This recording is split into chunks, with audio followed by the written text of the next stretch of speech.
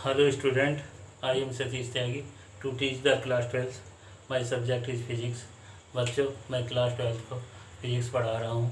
Physics में मेरा chapter चल रहा है वैद्युत धारा का चुंबकीय प्रभाव यानी कि magnetic effect of electric current. ये आज स्टार्ट हो रहा है। इसमें वैद्युत धारा है क्या, वैद्युत धारा की परिभाषा अब से पहले मैं आपको कई वीडियो में दे चुका हूँ। वैद्युत धारा होता है किसी भी परिपथ में आवेश के प्रभाव को वैद्युत धारा कहते हैं। अब है चुंबक। चुंबक कहते हैं किसे? चुंबक वे पदार्थ जो लोहे तथा कोबाल्ट जैसी वस्तुओं को अपनी ओर आकर्षित करते हैं, उन्हें चुंबक कहते हैं। अब है चुंबकीय क्षेत्र। किसी चुंबक के चारों ओर का वह क्षेत्र जिसमें चुंबकीय सुई रखने पर वह हमेशा एक निश्चित दिशा में ठहरती है, उस संपूर्ण क्षेत्र को चुंबकीय क्षेत्र कहते हैं। फिर सुन लो, किसी चुंबक के चारों ओर का वह क्षेत्र जिसमें चुंबकीय सुई रखने पर वह एक निश्चित दिशा में ठहरती है, उस संपूर्ण क्षेत्र को चुंबकीय क्षेत्र कहते हैं। अब बच्चों मैं आपको बताने जा रहा हूँ कि वैद्युत धारा से चुंबक का कैसे पता पड़ा, यानी कि कैसे पता पड़ा इसकी जानकारी देने जा रहा हूँ।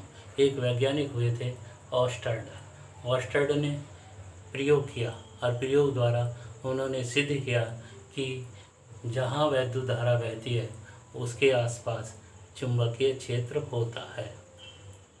उसके लिए उन्होंने क्या किया, एक प्रयोग किया। प्रयोग करने में क्या किया, उन्होंने एक टेबल ले ली। ये मान के चलो ये टेबल है। ये टेबल, इसमें बीच में एक घाई खींच ली, एक घाई खींच ली और इस घाई में एक तार बांध दिया, सुचालक तार के दोनों सिरे बाहर निकाल लिए। बाहर निकालने के बाद इसका एक सिरा सेल के धन सिरे से दूसरा सिरा से कुंजी जोड़ दी। ये धन सिरा हो गया, ये ऋण सिरा होगा, ये कुंजी हो गई और ये टेबल का स्टैंड हो गया। ठीक है। इसके पास उन्होंने एक कंपास रखी, कंपास सुई, और इस टेबल को इस प्रकार से सेट किया कि कंपास सुई इसके समांतर हो, यानी कि कंपास सुई की अक्ष इसके समानांतर हो। ये उन्होंने एपरेटस तैयार कर लिया, एक कुंजी लगा ली। अब ये इसका फर्स्ट स्टेप हो गया।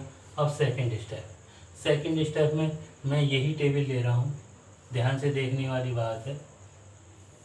ये टेबल हो गई, ये खाई हो गई, इसके अंदर ये तार हो गया, ये तार, इसका ये सेल का धन सिरा, ये ऋण सिरा,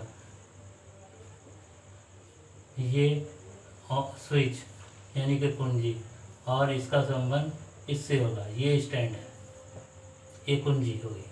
अब मैंने इस कुंजी को क्या किया, ऑन कर दिया, और इसके पास ये कंपास है। मैंने क्या किया, इस कुंजी को ऑन कर दिया। ऑन करने का मतलब इसमें तार में धारा बह रही है और धारा की दिशा सेल के धन सिरे से चल रही है। तो जैसे ही मैंने इसे ऑन किया, ऑन करने पर मैं देखता हूँ कि ये सुई इस लाइन के समांतर नहीं रहती, यानी कि कुछ तिरछी हो जाती है। ये मान के चलो ये ऐसा हो गया। फिर मैंने इसे ऑफ कर दिया, ऑफ करा तो फिर इस सिचुएशन में आ गई, फिर ऑन करा, फिर इस सिचुएशन में आ गई। तो मुझे कुछ डाउट हुआ कि लग रहा है कि ये तार जो है चुंबकीय क्षेत्र उत्पन्न कर रहा है। अब ये दूसरा स्टेप होगा। अब मैंने तीसरा स्टेप लिया। तीसरा स्टेप यही तार है, यही टेबल है, यही दरार है और यही बैटरी है, यानी कि ये तार हो गया। इसका संबंध बस ये पॉजिटिव आपके इधर ले लिया, नेगेटिव इधर ले लिया, ये कुंजी ले ली, ये इसका संबंध इससे जोड़ दिया, ये स्टैंड हो गया। ठीक है। कंपास वहीं रखी है।